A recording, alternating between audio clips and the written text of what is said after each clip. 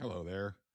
It's 10:30 at night. I just got home from a very long day that involved some medical testing and just felt compelled to make a video of something that popped into my head because uh, if any of you that are watching this or longtime listeners of the podcast, I can pretty much turn any train of thought into a video game related thing.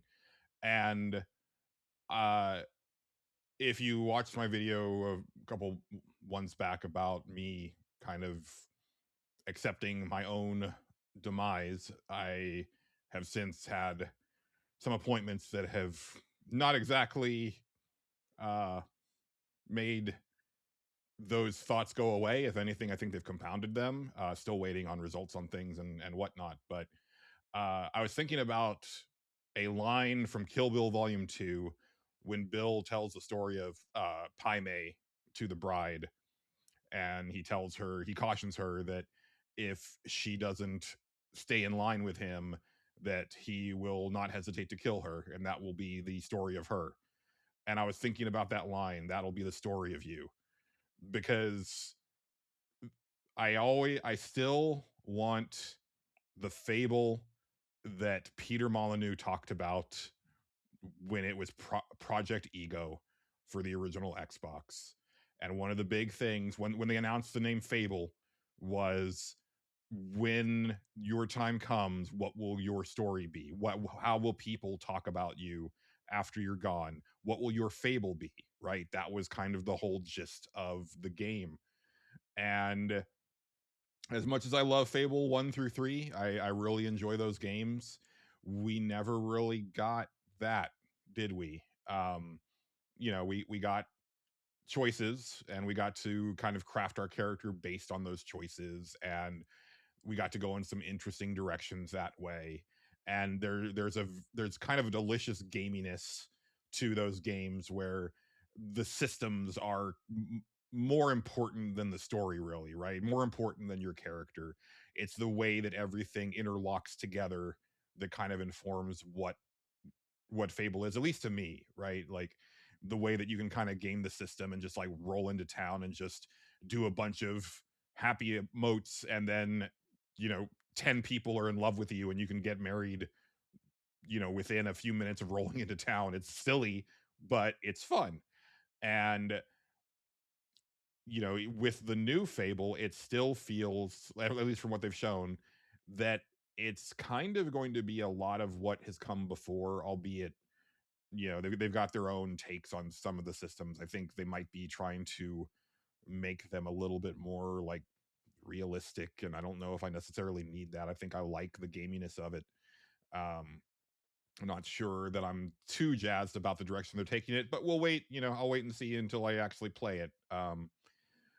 But it seems like we're never going to get that promise of, it's a cliche, but like so and so will remember that, right? Like I remember like some of the interviews in that leading up to that first game was like, oh yeah, if you brandish a dagger at a kid when you're a kid, and you like slash him with it, like he's going to grow up with a scar and a grudge, and then when you run into him as an adult, he's going to have some beef with you. Or you plant a seed in the past when you're at a certain point in your life, and then that tree grows during your lifetime, things like that. The scarring system in Fable 2, which, that game's a little bit too easy, but the gist was that every time that you would fall in battle, you would get a new battle scar, and then that would kind of inform how people would treat you. I think I've died a total of like 3 times in Fable 2 in the 2 or 3 times that I've played it. So uh didn't really experience that, but there is the cool part about, if you use a lot of magic, then you age faster, and so that kind of informs how people treat you. And there's also like a side quest in Fable 2 where you can sacrifice your youth for someone else, and then people do treat you differently. Like I want more of that, but I think really at the end of the day, what it comes down to is, what is the story of you? What, like, I want that book. I want to see at the end of the new Fable a book open up, and then it tells the deeds of your hero and how the world perceived you in that role after the fact, right? Like what impact did you have on the people of Albion, and the how did you shape the world of Albion, and did you make a difference? It'd be cool if you didn't make much of a difference. Maybe there's an ending where you kind of just did your own thing and died in obscurity. That one one of my favorite things on the original Way of the Samurai, the Way of the Samurai on PlayStation 2, you can beat that game in about 5 minutes because you can choose to just walk right on through town and leave. You just cross the bridge, and then it gives you like a little scroll of text saying that like the samurai continued their wandering and it never dealt with the people of this town. The end.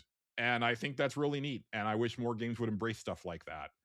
Um, but yeah, just weird thoughts when you're thinking about what the worst that could happen to you, I guess. It leads you to musing romantically about the I'm not going to say promises, the wide swings of one Peter Molyneux 20 something years ago that never came to fruition the way that he envisioned them, but maybe it's worth revisiting some of those dreams and making them a reality.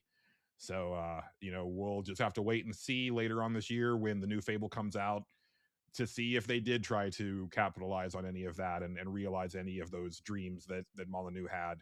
Uh, oh, that that delightful British huckster. Oh, Molyneux. Anyway, that's all I got for now. Bye.